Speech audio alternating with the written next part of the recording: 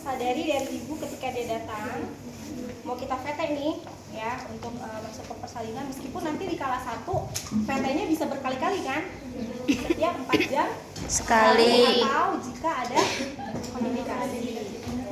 Karena ini sudah masuk ke kala 2, kenapa kita katakan ibu masuk ke kala 2? Karena di sini kita harus mengenali tanda gejala kala 2, yaitu adanya doran, teknus, jo, apa itu doran? dorongan ingin meneran. Berarti kalau ketika nanti kalian praktek atau ujian, gak begini ya, adanya dorongan meneran, lalu apa lagi? Doran, adanya tekanan anus, cuma begini aja ngomong, tapi nggak dilihat, bener nggak? Nggak ya. Jadi ibu gimana, ibu mulusnya makin sering, makin Bu Bidan, ibu pengen meneran, aduh saya pengen kayak buang air besar Bu Bidan, jadi bukan mulus lagi, dia pasti mengatakan Bu saya pengen ngeden gitu ya. Kita sambil cek, oh iya kontrasi juga makin kuat.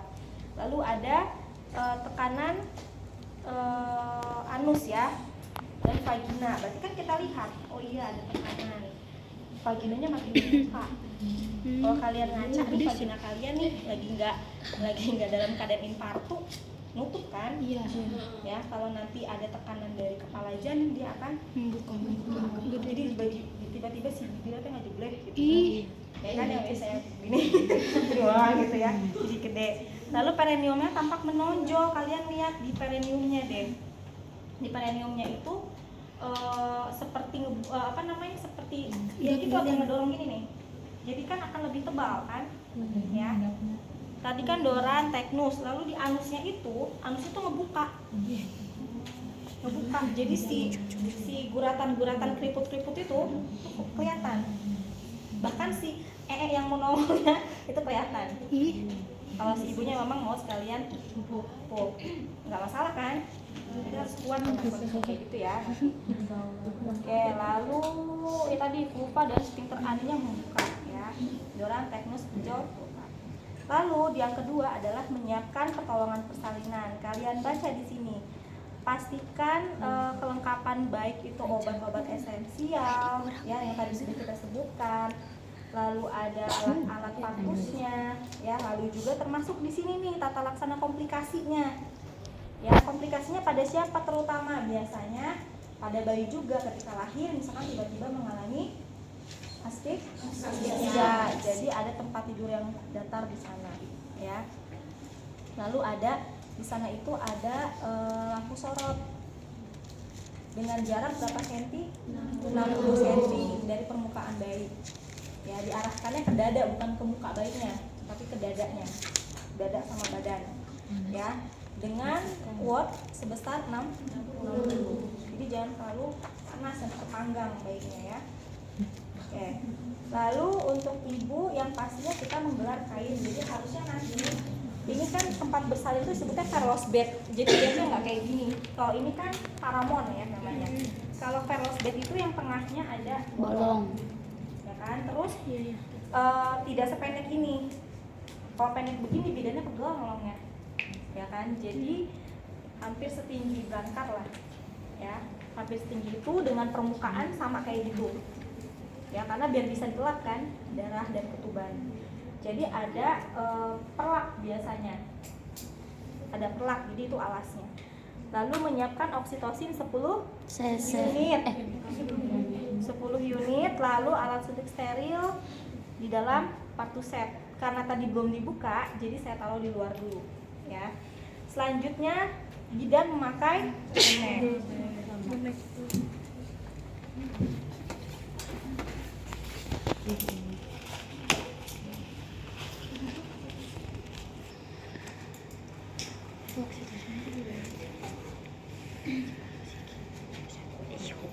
Lalu setelah memakai celemek, kita melepas semua perhiasan. Ya. Ceritanya saya lepas ya. Lalu lagi pakai sarung tangan DTT pada tangan yang akan digunakan untuk pemeriksaan dalam. Lalu masukkan oksitosin ke dalam tabung suntik. Nah, jadi tadi pada saat pemeriksaan alat, pengecekan alat nih, sebenarnya itu semuanya disiapin yang di sini ya. Jadi sebelum pakai APD nih saya lupa. Jadi di persiapan alat itu spade ini kita masukkan. Tadi kan ya mau masukkan spade kan ke dalam bak yang steril. Setelah itu tempat sampah ada di bawah bed ya. Setelah itu kita membuka oksitosin.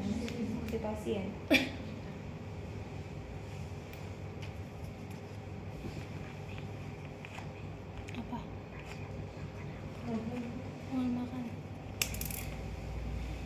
Enggak.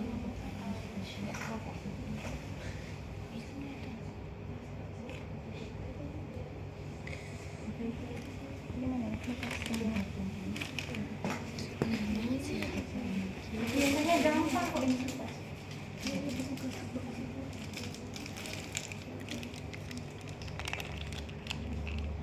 Keras banget ya.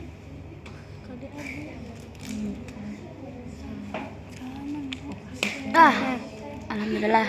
Jadi ini kita sudah buka ya. Kita sudah buka. Ini harus ada safety box harusnya. Tahu safety box? Nah, itu untuk buang yang tajam. Ya. Karena itu bagian dari pencegahan infeksi dan juga keselamatan pasien. Ya. Ada ini memang. Masukin Reng.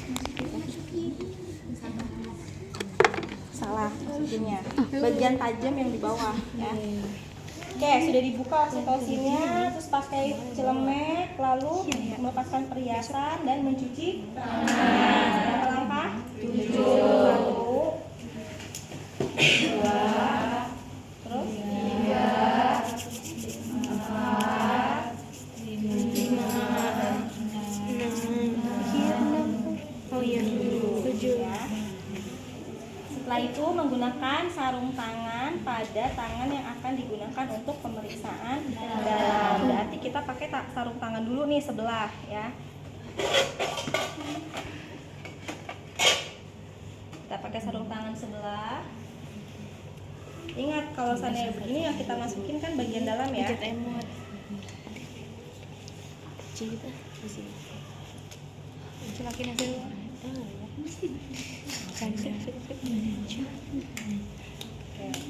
Lalu kita isi dulu si oksitosinnya ke dalam spade-nya. Berapa cc ini? Oksitosin hanya 1 cc. Jadi nanti kalau ujian jangan nyedot oksitosinnya meskipun pura-pura didolin sampai 3 cc.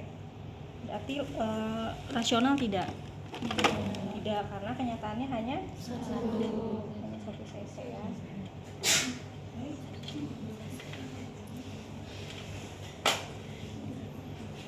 cc. Oke, setelah itu masukkan oksitosin sudah. Setelah itu kita memastikan pembukaan lengkap, membersihkan vulva dan vagina. Ini adalah kapas cebok.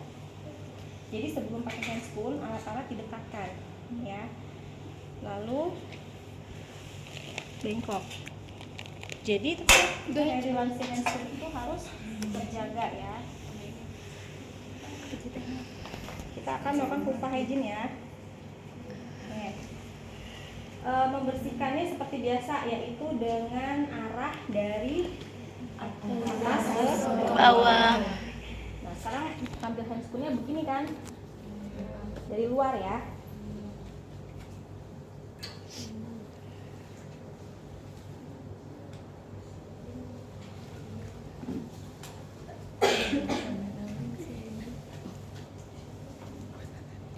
Oke, setelah itu kita lakukan vulva hygiene. Kita ambil secukupnya. Kalian pernah diajarin nggak bikin kapas cebok gimana? Nah, kali udah dihilangkan.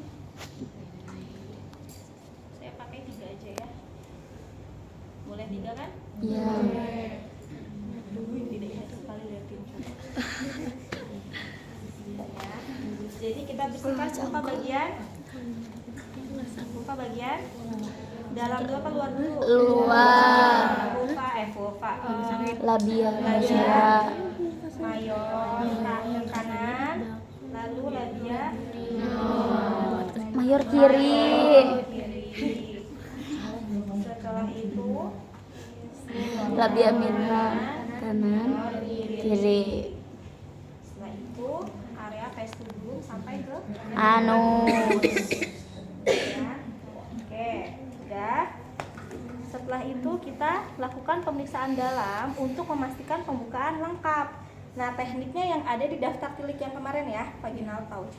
Dan langkah alurnya sudah saya jelaskan juga kan apa yang akan kita nilai pada saat pemeriksaan dalam.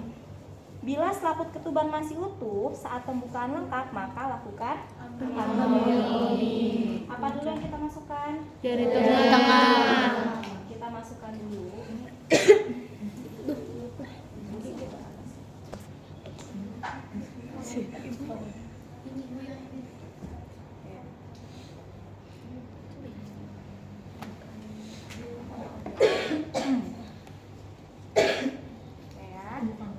Ini kita buka labianya, lalu kita masukkan ini terlalu kecil nih, karena kan saya mau meraba kepala ya. Jadi ini udah kita buka, kita masukkan jari tengahnya. Setelah itu kita susul dengan jari telunjuk. Yang akan kita susul pertama itu adalah vagina ini. Kan diinspeksinya tadi tidak ada kelainan ya, tidak ada massa, tidak ada pengeluaran, berdasarkan hygiene. Itu maksudnya adalah pemeriksaan inspeksinya di situ.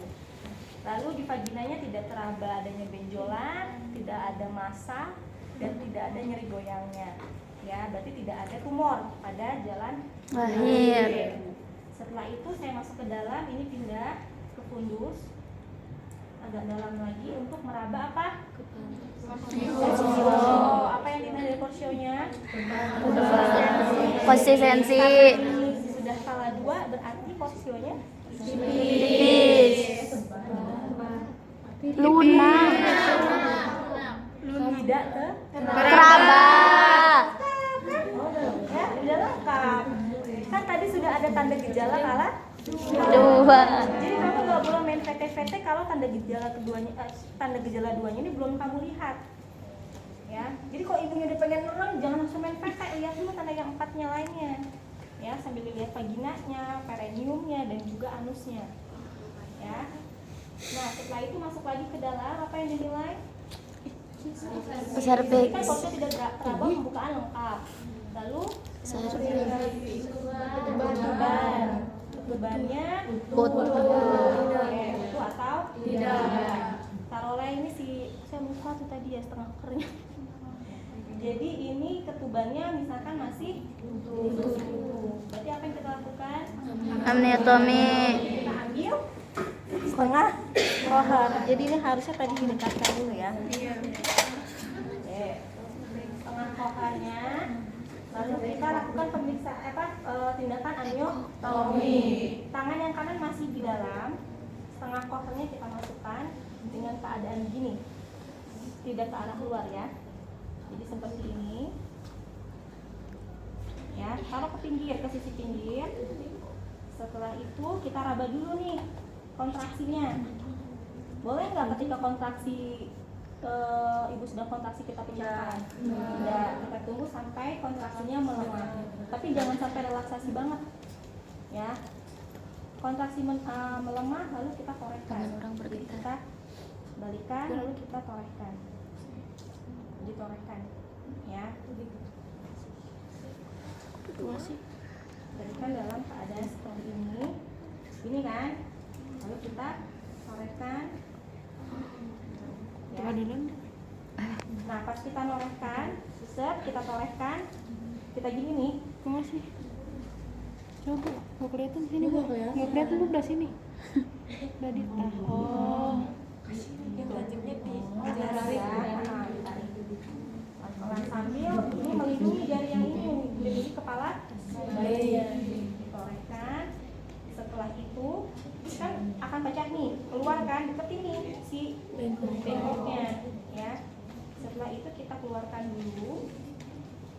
keluarkan dulu. Tadi nanya hadap ke lengan, Tengah terus paharnya. dikorekan. Ini jangan keluar jari kita.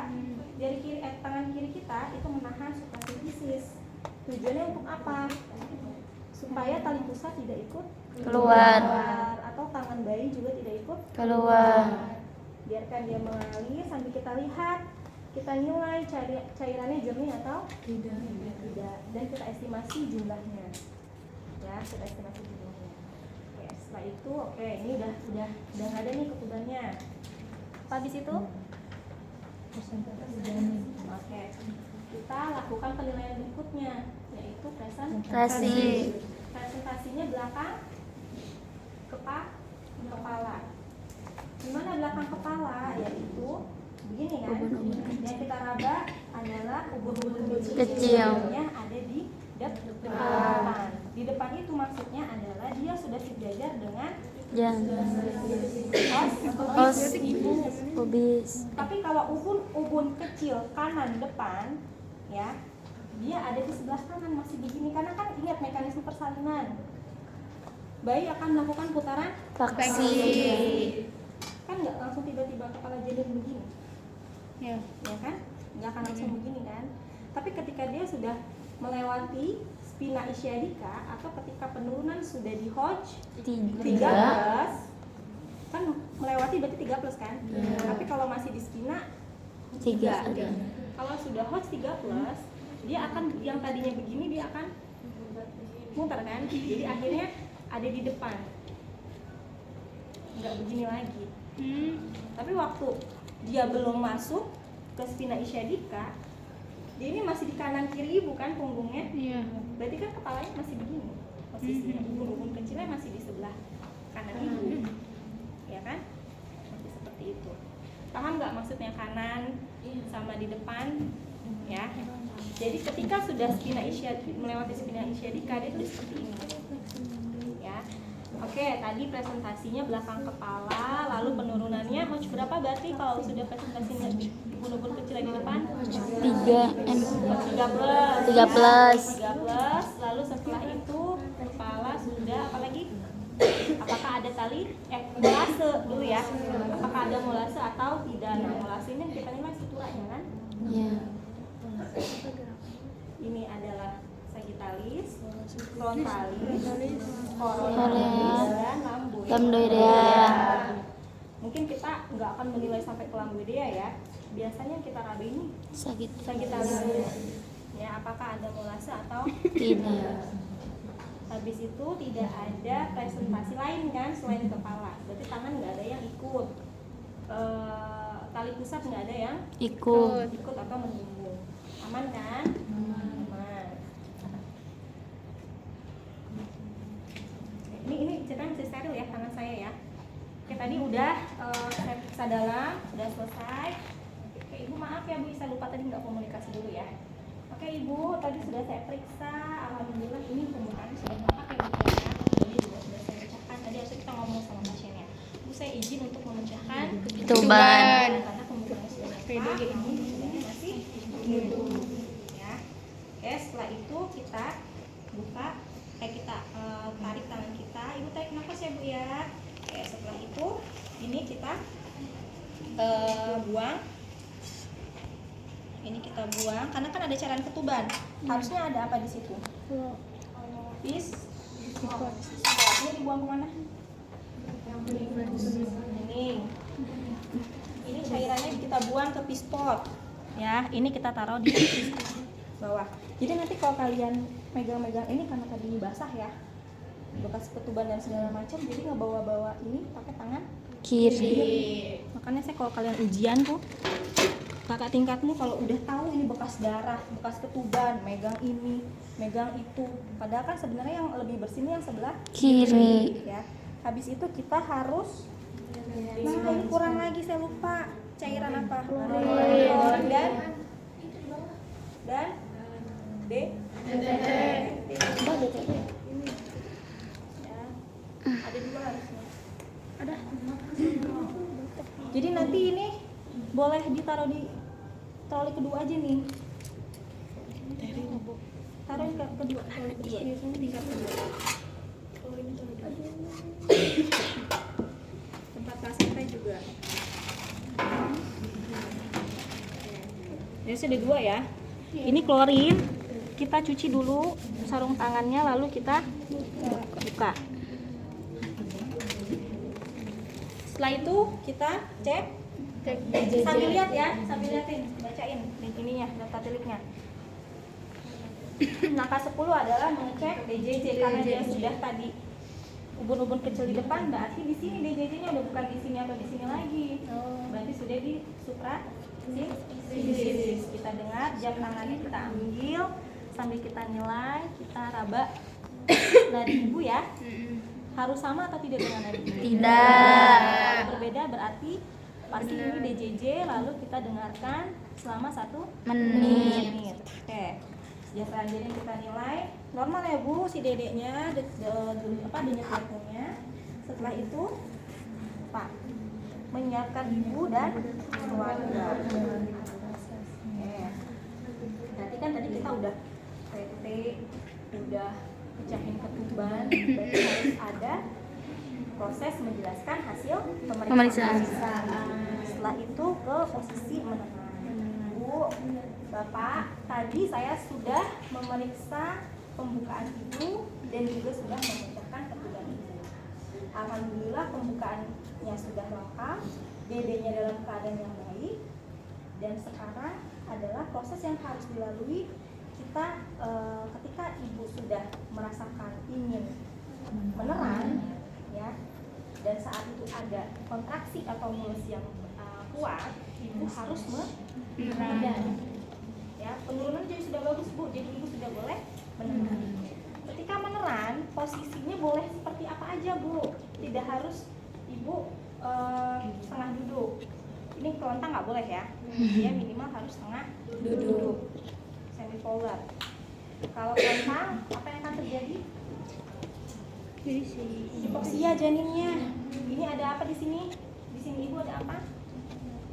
Ada udah belajar anatomi fisiologi, sudah belajar anatomi fisiologi tingkat 1 semester 1. Ada pembuluh darah besar di belakang yang membawa oksigen ke otak, ke janin, vena, kava, dan Rior. ya. Awas jangan lupa. Jadi nggak boleh ditekan bagian belakangnya, makanya dia harus tengah duduk. Ibu hindari posisi terlentang, ya Pak ya. Jadi minimal ibu duduk. Kalau sekarang ibu misalkan mau miring, mangga, ya.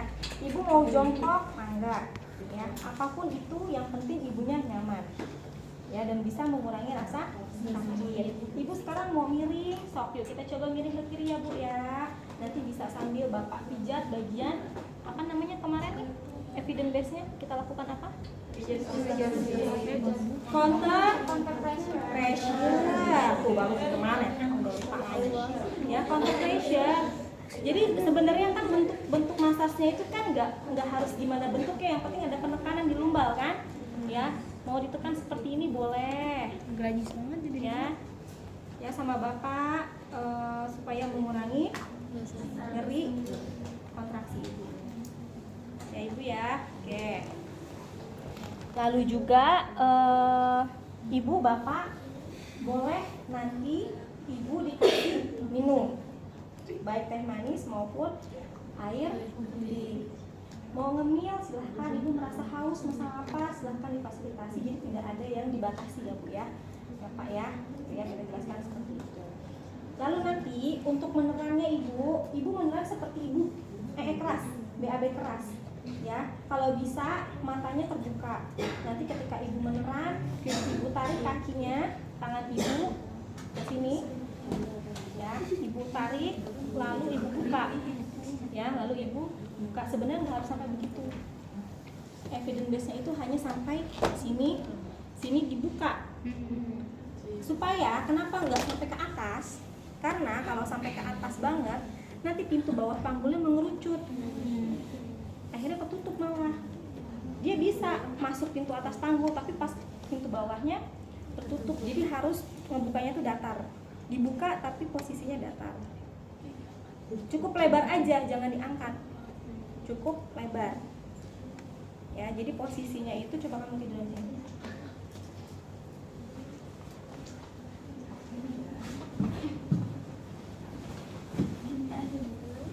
Gimana posisinya? Iya, jadi hanya gini, ini dibawa gini, itu kan misalnya ini. Jadi gini aja. Jadi gini, ngerti nggak? Nggak harus selalu begini. Nih, kalau dia begini, ya.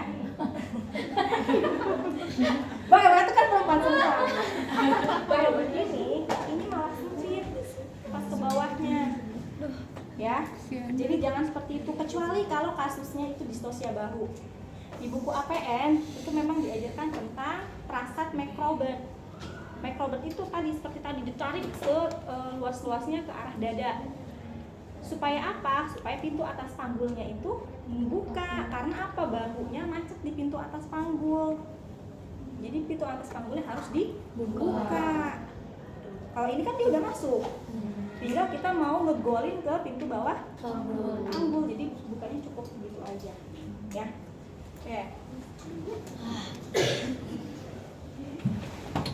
Lanjut lagi ya. Oke, setelah itu apa? Ngangkatnya. Ya, jadi ibu ee-nya keras. Tadi kakinya seperti yang saya ajarkan ya Bu. Seperti itu kurang lebih. Lalu ibu pas ngeden lihat ke arah perut, matanya dibuka. Ibu ngeden sekencang-kencangnya tanpa ada suara. Jadi kalau kayak di sinetron salah ya. Jadi tuh kalian ada kamar mandi gitu ada kayak gitu. Keluarga pada datang semua kan pasti buat nungguin yang Gak ada kan kalian sama teriak-teriak? Iya, nggak ada. Nggak sama seperti itu ya Bu ya. Jadi ibu nggak usah mikir yang aneh-aneh. Pokoknya kayak ibu kayak keras aja. Cuman posisinya adalah ibu lihat ke bagian perut. Ya supaya lebih tenaga itu terfokuskan ke sentral. Ya jadi nanti ngedennya itu mendorong bayi untuk turun, gitu ya. Oke, sekarang kita lihat dulu ya Bu ya. Kita coba nih di sini anjurkan ibu untuk berjalan jongkok kalau setelah 60 menit dipimpin persalinan. Jadi mimpin persalinan itu adalah membimbing meneran dulu. Coba Bu, sekarang ibu meneran seperti yang tadi saya arahkan. Ibu ngeden. Kita lihat tanpa pakai apa-apa, kita lihat, kita inspeksi. Ibunya ngeden, maju nggak? Maju. Berarti bener nggak ngedennya? Jadi sambil dievaluasi, jangan terus Bu, terus Bu. Kan gitu ya? Kan? Berarti nggak dinilai gitu ya. Ayo Bu, pintar. Ayo Bu, sambung. Ngeden Bu. Pintar Bu, sambung ngedennya. Ayo, Ibu ambil nafas lagi. Yuk ngeden lagi Bu, ini masih keras nih Bu, masih ada kontraksinya. Ngeden lagi, sambung Bu, pintar Bu, lanjut Bu. Jadi jangan terus kanan kiri. Oke. Sekarang Ibu nggak mulus ya. Oke, istirahat dulu. Kasih minum Pak, kasih minum dulu. Ibunya kontraksinya melemah, kita cek DJJ. Oke, kita dengarkan dulu. Jadi bagusnya ada jam di sana ya. Oke Bu, bagus dedenya ya. Nah ibu ini mulai kontraksi lagi nih Bu. Ayo Bu, ngeden lagi Bu. Ngeden lagi. Ya, pintar. Sambung Bu. Sambung, pintar. Pintar Bu. Ya, ayo Bu, pintar Bu, sambung. Tapi sambil lihat kondisi ibunya ya. Saya kan nggak ngerti ibu kan sambil mendorong. Nanti kan kalian nggak ngedorong ibu kan nanti. Gitu ya. Jadi pada saat poin ke-13 saat melaksanakan bimbingan meneran, setelah mengajarkan ya ibu paham, coba saat kontraksi sudah mulai kuat, coba nilai kontraksinya efektif atau tidak. Kalau nggak maju berarti harus kita evaluasi. Arahkan lagi ibunya, itu namanya ngebimbing ya. Bukan terus Bu, sambung Bu, terus Bu, terus. Fokus sama vagina ibu ya, jangan begitu. Jadi perbaiki, lalu bantu ibu untuk posisi yang nyaman. Boleh nggak sambil miring? Boleh, nggak masalah ya. Lalu kasih ibu minum, kasih ibu cemilan. ya. Lalu kalau lagi kontraksinya lagi melemah, relaksasi kita boleh cek kontraksinya nggak muncul gimana? Lakukan tarik tangan puting payudara oleh siapa? Suami. Banyak kalian oke. Jadi sama suami, di situ pentingnya suami ada, karena dirangsang ke suami ujungku mitoha hidung bedanya. Ini harus sama suami supaya bisa merangsang oksitosin ya. Biarkan dirangsang ya, dirangsang sambil dibisikin sama suaminya, dikasih afirmasi gitu ya. Nah, di sini lihat, segera rujuk jika bayi belum atau tidak akan segera lahir setelah pembukaan lengkap dan dipimpin meneran lebih dari 2 jam pada primi gravida. Tapi kalau misalkan meskipun 120 menit, sejam tadi dia nggak turun-turun, evaluasi posisi. Ya kan, ibu mau jongkok sambil jongkok di bed nggak apa-apa, nggak masalah. Supaya cepet turun, supaya gravitasinya maksimal gitu. Ya. Oke, selanjutnya tadi kan udah dipimpin nih. Ya bu, pinter sambung gitu ya. Nah di sini sudah ada 5 sampai 6 cm di depan introitus vaginal. Saya lupa. Tadi harusnya ini kita pakai ketika mau melakukan apa? Pemeriksaan dalam. Pendek amat. Ini nggak ada yang panjang. Jadi ini tadi kita pakaikan dulu ya ketika kita mau PT. Oke, 5 sampai 6 cm kita taruh alas kain yang sepertiga.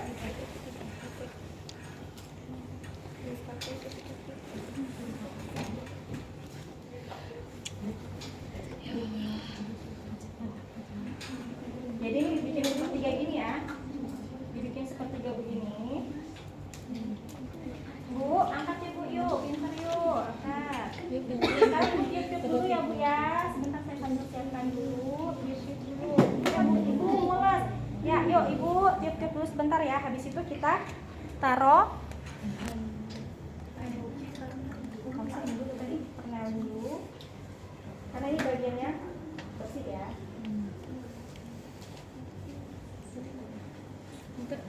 Lalu ada handuk di atas yang handuknya diarahkan. Ibu maaf ya dia. Kita pakai. Tadi saya harusnya pakai boot ya, Bu. Cuman agak ribet kayak. Saya pakai kacamata ini. Kalau double saya nggak akan. Jadi kalau udah pakai kacamata nggak masalah ya. Harusnya pakai cap juga. Ibu pakai ini nggak? Nggak usah ya. Tapi nanti kalian pakai. Ya.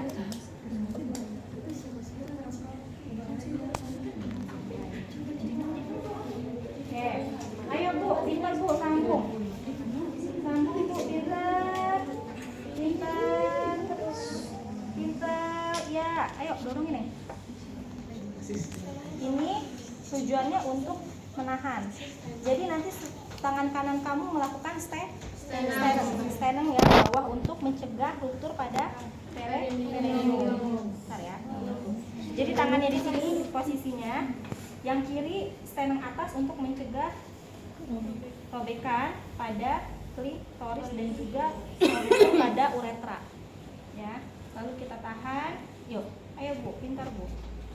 Sambung. Ini kan gede. Bisa coba bantu kami ini nggak seret ya. Ya, pintar. Pintar bu, sambung. Sambung, yuk pintar.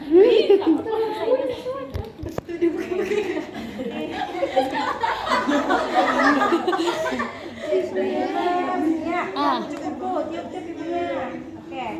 Bayi keluar, ya. Bayi keluar, kepalanya maksudnya. Apa yang kita lakukan? Putaran. Pakai sarung tangan udah ya. Lalu lahirnya kepala, kita melindungi perineum dan juga apa ini klitorisnya. Lalu kita periksa kemungkinan adanya lilitan. Kita cek adanya lilitan atau Tidak. Kalau tidak ada lilitan, lanjut. Kalau ada lilitan itu si klem kita pakai sekarang. Ya, ini kan ada lilitan. Taruh klem sebelah sini. Ya, ini kan udah nempel tuh di tali pusatnya ya. Klem sebelah sini. Ini kita potong. Ya.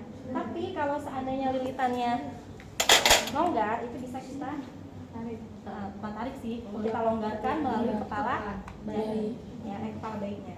Ya. Lalu setelah itu apa?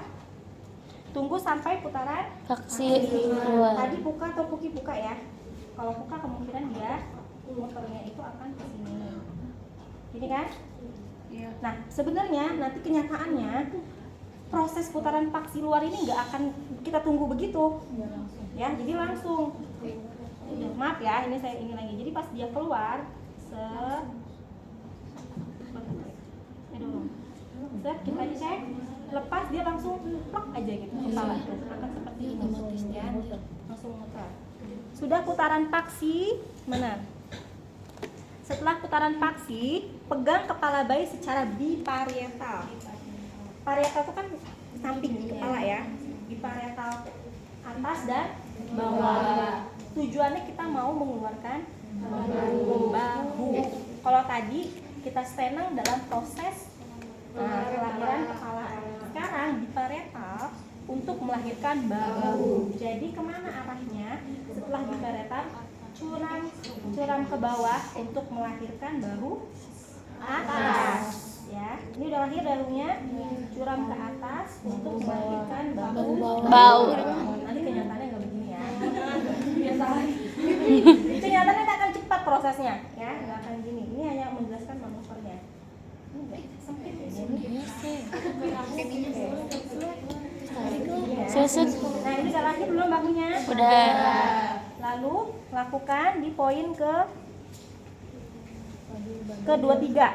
Setelah kedua bahu lahir, satu tangan menyangga kepala dan bahu belakang. Ini bahu belakang ya. Ini bahu depan karena di atas. Kita sangga seperti ini. Lalu apalagi tuh? Tangan yang lain menelusuri lengan dan siku anterior bayi serta menjaga bayi terpegang dengan baik. Setelah tubuh dan lengan lahir, jadi gini, ini nahan, ya, ini nahan, ini menyusur, ya, karena ini kita nggak akan nanti kenyataannya nggak akan harus ditarik begini, dia akan dol gitu ya, jadi kita susur gini, kita susur untuk apa? Mencegah apa? Mencegah si tangannya ini menjungkit. Ini kalau menjungkit ke sini, robek nggak? Jadi untuk menahan itu, ya. Oke, udah lahir, begini kan? Ya. Setelah itu, setelah tubuh dan lengan bayi lahir, penelusuran tangan atas berlanjut ke punggung, bokong, tungkai dan kaki. Pegang kedua mata kaki, jadi pas udah gini kan? Nah, ini jadi kita jepit, ya. Jadi prosesnya tadi pas udah putaran biparietal melahirkan bahu Atas. cunam ke bawah untuk melahirkan bahu atas, cunam ke atas untuk melahirkan bahu bawah. Ya, setelah itu sangga, susur, sangga susur, angkat kaki atau jepit kaki, ya. Udah begini lakukan kedua ya. Awal baca langkah nomor 25. Posisinya kepala lebih rendah, jadi jangan gini. Kenapa begini?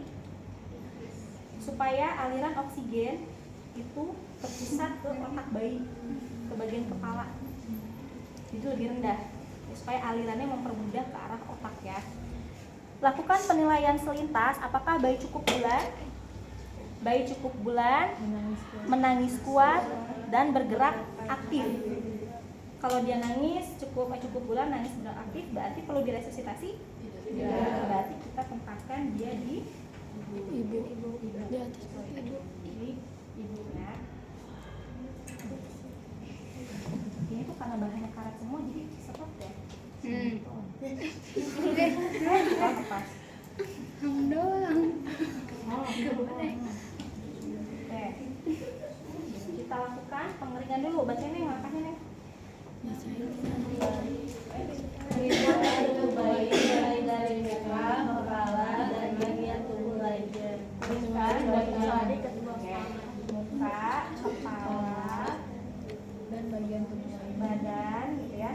Kaki. Sama punggung sambil lakukan langsangan taktil tanpa membersihkan bagian telapak tangan. Setelah itu apa? Ini harus ditutup ya kepala guys. Lalu keringkan kembali. Keringkan kembali. Oke. Ini ganti dulu ya, karena ini basah. Khawatirnya hipo. Ini bisa dari kotak-kotaknya menjadi hipo. Ya. Ini kemana? Pas sama mana? Ini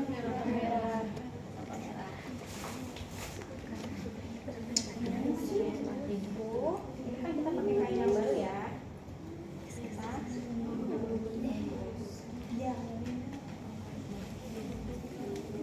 Setelah itu kita cek. Ya, kita cek kembali uterusnya. Apakah ada janin kedua atau tidak? Oh, nggak ada. Kalau seandainya ada, berarti fundusnya itu masih tinggi ya. Bayi keluar, tinggi fundus berapa? Di mana tinggi fundus? 1 jari di bawah pusat. Jadi kalau masih di atas pusat masih tinggi, kemungkinan masih ada janin. Tapi kan karena dia ANC-nya sama kita gitu ya, selama proses kehamilan USG juga menunjukkan janinnya tunggal. Jadi sudah dipastikan dia janinnya tunggal. Setelah itu apa? Oke, berapa menit sejak bayi lahir? 1 menit. Ibu, saya suntik dulu ya Bu untuk mencegah perdarahan. Oke, kita suntikan ya. Setelah itu secara IM ya. Ini jangan langsung digunting nih, kita tunggu dulu 1 menit. Ini nanti dimasukkan ke situ ya. Sampai 1 menit. Setelah 1 menit kemudian, ya, setelah penyuntikan oksitosin, baru kita lakukan penjepitan tali sesar.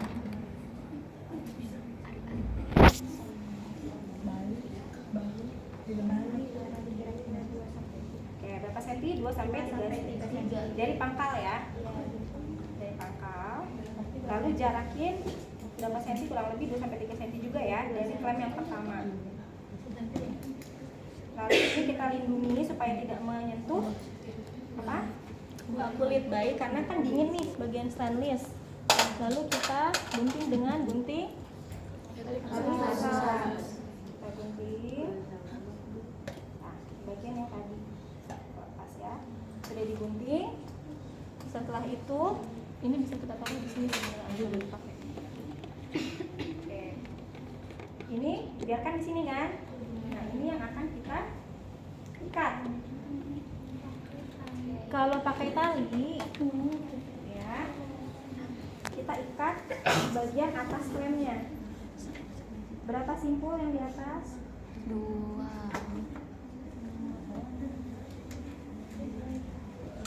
Berapa? 2 ya. Cara mengikatnya itu jempol pakai jempol. Ini.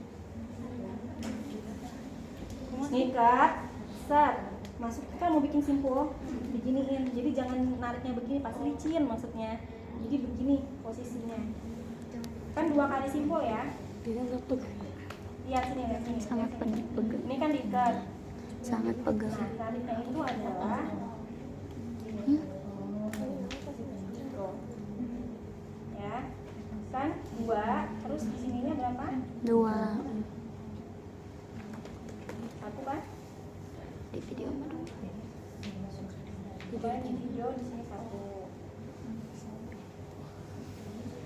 Ya udah kan ya. Setelah itu kalau kepanjangan maka Gunting. kita gunting aja pakai gunting. Ya.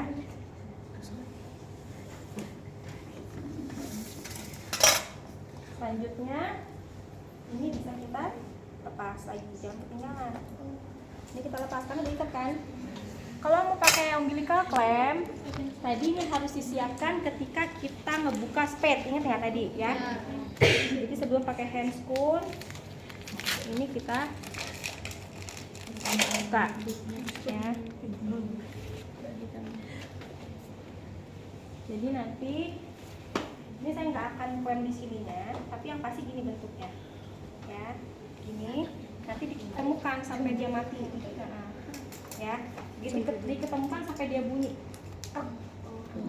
Ini kan nggak bisa dilepas lagi. Nanti dia akan kebuang dengan tali pusat yang akan puput kan, jadi akan kebuang dengan sendirinya. Puputnya copot. Habis itu apa lagi langkahnya? Oke, setelah itu oksitosin udah. Oke, letakkan bayi tengkurap di dada ibu untuk kontak kulit ibu bayi. Luruskan bahu bayi. Ya, jadi ini jangan dibedong. Biarkan dia skin to skin. Ya. Skin to skin. Di mana kita simpannya? Di sini ada keterangannya.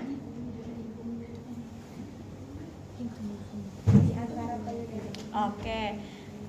Bayi cukup membiarkan berada di dada ibu selama 1 jam walaupun sudah berhasil menyusui ya. Jadi diletakkannya berada di antara payudara ibu dengan posisi lebih rendah daripada areolanya. Ya. Jadi posisinya di dada di bawah areolanya. Ya. Ini pakai topi bagusnya. Ya. Lalu ini untuk menyelimuti ibu. Jadi jangan ada kain yang menghalangi kontak kulit. Ini di sini pakai topi, tangan ibu pegang bayinya. Ya. Oke, selanjutnya apa yang kita lakukan? Ini biarkan dia IMD di sini ya, ceritanya ya. IMD. Lalu belum selesai kan nih? Masih ada? Salah 3 ya, plasentanya masih ada. Oksitosin tadi udah? Berarti udah masuk manajemen aktif kala 3 tuh pada saat penyuntikan oksitosin. Lalu kita lihat di sini, kita pindahkan dulu si klem 5 sampai 10 cm di depan vulva. Jadi nanti tekniknya memindahkannya itu nggak usah diurut, ya, cukup ditekan aja lalu dipindahkan klemnya sampai dia bunyi, ya. Letakkan satu tangan di atas kain. Jadi ini bagusnya ada kain ya untuk apa namanya supaya nggak licin. Angkat ini kainnya ya. Jadi letakkan perut, kita nilai dulu ada kontraksi atau tidak. Karena kita nggak boleh melakukan peregangan kalau tidak ada kontraksi. Ya, karena tadi kan kita sudah suntikan kontraksi, diharapkan kontraksi ada, sudah muncul. Tadi kan udah ada waktu berapa menit ya untuk oksitosin bekerja kan. Oke, tandanya ada kontraksi apa? Ini teraba uterus di sini, bulat. Kalau nggak teraba, berarti kontraksinya bagus nggak? Enggak. Ya. Setelah itu, nah pada saat kontraksi lakukan peregangan sambil tekan. Lakukan dulu peregangannya. Kita lihat nih pada saat kita regangkan sejajar dengan rantai ya.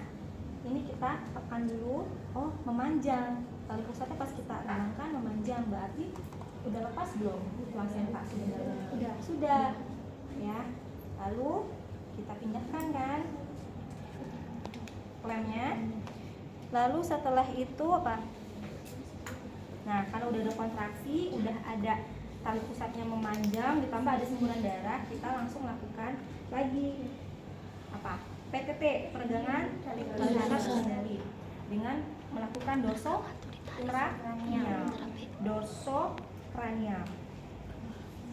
Dorsokranial ya, jalan kaki searah dengan jalan lahir bawahnya ya, dorsokranial. Jadi pas kita ngedorong ini kita pegangkan, ini dorong lagi, kita pegangkan ya. Ini karena seret gitu.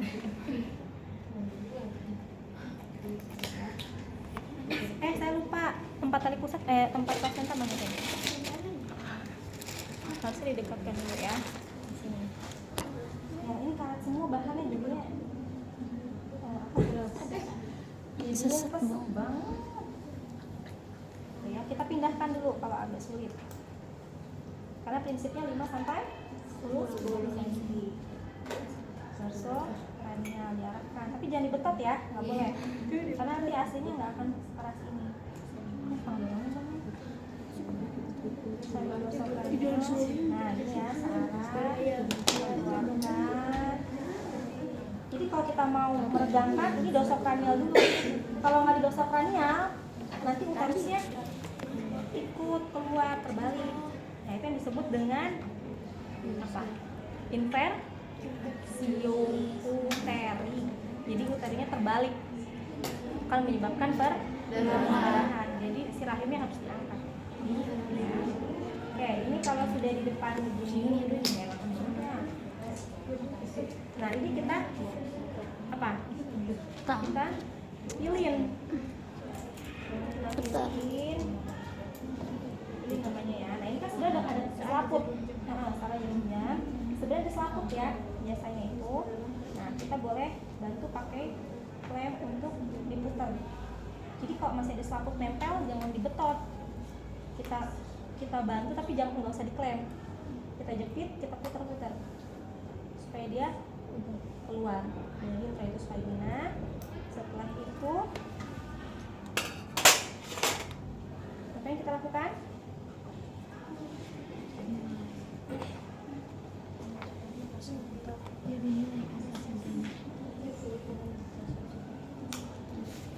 Lakukan masase di langkah 38. Nah, jadi ini langkah 3, langkah yang 3 kan. Berapa kali? 15 detik atau 15 kali, ya kan? Sambil kita cek kelengkapan placentanya. Ini udah 15 detik, kita cek. Ini nggak bisa dipegang ini sebenarnya, jadi harus di sini ya. Jadi dicek. Ini kan kotiledon, jaringan placenta. Kalau utuh itu dia nggak ada bagian yang kalau utuh dia nggak ada bagian yang copot. Tapi kalau kotiledon ketinggal, karena kita ngebetot biasanya, jadi ketinggal. Jadi kalau ada bunyi krek gitu kan. Kalau kita betot tuh pasti ada bunyi krek. Nah itu ada yang nempel atau ketinggalan ya. Jadi kita bersihkan dulu kalau ada darah keluar aktif, rembesan darah. Nah itu kemungkinan dia tertinggal. Lalu kita rapatkan begini nih. Kalau pas kita rapatin begini ada yang bolong, Nggak kelihatan. kamu mau ke sini. Saya nggak bisa begini. Jadi ini setelah kita dekatkan begini, kalau ininya bolong, berarti ini kemungkinan ada yang tertinggal. Kalau ini kan enggak kan, rapat gitu ya. Rapat seperti itu. Ini kan baru kita cek kelengkapan kotiledonnya. Kalau ketinggalan harus ada explore, tangan kita masuk ke dalam. Tangan aja. Tapi kan ini kita normal ya, masih kasus normal ya. Oke, selanjutnya kita cek diameternya kurang lebih 15 cm ya. Lalu panjangnya satu begini kan 15, satu jengkal. Asumsinya satu jengkal 15.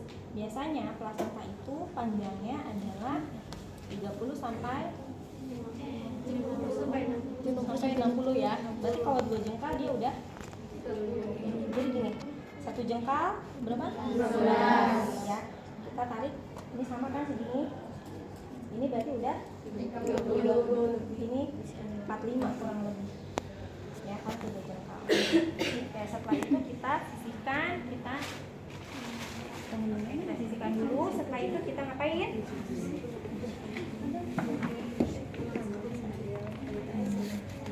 Pastikan uterus berkontraksi. Tadi kan udah kita ngecek ya, insya Allah lengkap. Jadi kemungkinan tidak akan terjadi perdarahan karena sisa placenta. Lalu